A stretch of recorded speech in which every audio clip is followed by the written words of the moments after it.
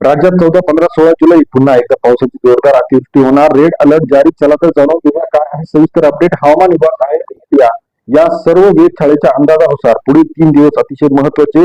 कोणते असे 3 दिवस आहेत? 14, 15, 16 जुलै या दिवशी काय होणार आहे? गेल्या काही दिवसापासून आपण बघितलं राज्यामध्ये अतिवृष्टीचा झटका. विदर्भ असेल, पश्चिम महाराष्ट्र असेल, पूर्व असेल, पुणे असेल, मुंबई असेल, नाशिक असेल, त्याचबरोबर सोलापूर असेल, अहिल्यानगर असेल, या सर्व जिल्ह्यांना पुराचा झटका बसलेला. काही ठिकाणी मोठ्या प्रमाणात शेतांचं नुकसान झालं आहे. विदर्भ असेल, कोकण असेल, कोकण किनारपट्टी असेल, रत्नागिरी, रायगड, सिंधुदुर्ग, चिपळूण या सर्व जिल्ह्यांना मोठ्या प्रमाणात आता पावसाचा तडाखा बसलेला आहे. मग आता पुढचे 14, 15, 16 पुन्हा एकदा कमी दाबाचा पट्टा तयार व्हायला सुरुवात झाली आहे. मुंबईच्या अरबी समुद्रातून मोठ्या प्रमाणात वारे वाहायला सुरुवात झाली. आता हा मोठा 3 दिवसाचा पावसाचा अंदाज शेतकऱ्यांना वर्तवला आहे. मग याच्यामध्ये आता 22 ते 25 जुलै पर्यंत पाऊस मोठ्या प्रमाणात सांगितला आहे. परंतु पुढचे 72 ते 96 तास अतिशय महत्वाचे आहे.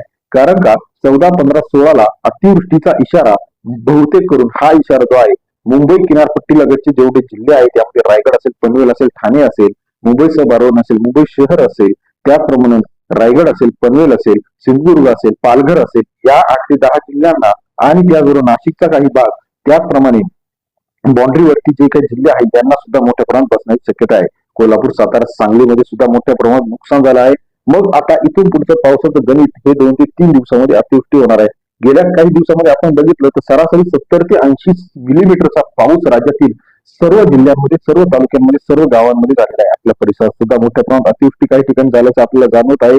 मग आता पेरणीची कामं सुरू झाली आहे. त्या दृष्टीने शेतकऱ्यांनी पुढील 2 ते 3 दिवस व्यवस्थित नियोजन करून पावसाचे अंदाज घेणं गरजेचं आहे. कारण हवामान विभागाच्या अपडेटनुसार 3 दिवस पाऊस सांगितला आहे. मग शेतकऱ्यांनी काही पेरण्या केलेल्या, काहींचे मका असेल, ज्वारी असेल, त्याचप्रमाणे बाजरी असेल, सोयाबीन असेल, कापूस आहे, ही पेर उगवलेली आहे. परंतु आता काही ठिकाणी अजून पेरण्या वापसा न झाल्यामुळे रखडलेल्या आहे. मग आता पुढील 2 ते 3 दिवस सावध भूमिका घेत पेर लागवडी करणं गरजेचं आहे. कारण पाऊस जर अति झाला तर पुन्हा एकदा ती पेरणी, दुबार पेरणीचं संकट सुद्धा आपल्याला पाहायला मिळतं. राज्यातील महत्वाच्या ठिकाणचा हवामान अलर्ट.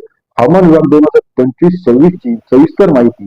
जून मध्ये मोठ्या प्रमाणात पावसाने धोका दिला होता, परंतु जुलै एक सकारात्मक शेतकऱ्यांसाठी हवामान विभागाच्या अपडेट नुसार सुरू झालेला आहे. मग आता पुढचे 2 ते 3 दिवस कसं गणित असणार हे बघणं गरजेचं आहे. चला पाहूया आता अजून किती दिवस पावसाळा शेतकऱ्यांना सुखदायक करणार आहे. अतिवृष्टीची काळजी घेणं शेतकऱ्यांना गरजेचं आहे. जनावर दगावले आहे, त्याचप्रमाणे रस्त्या नाल्यांमध्ये सुद्धा काही जनावरे गेली आहे, परंतु शेतकऱ्यांचं नुकसान सुद्धा झालेलं आहे. ही अपडेट आपल्याला आवडल्यास लाईक करा.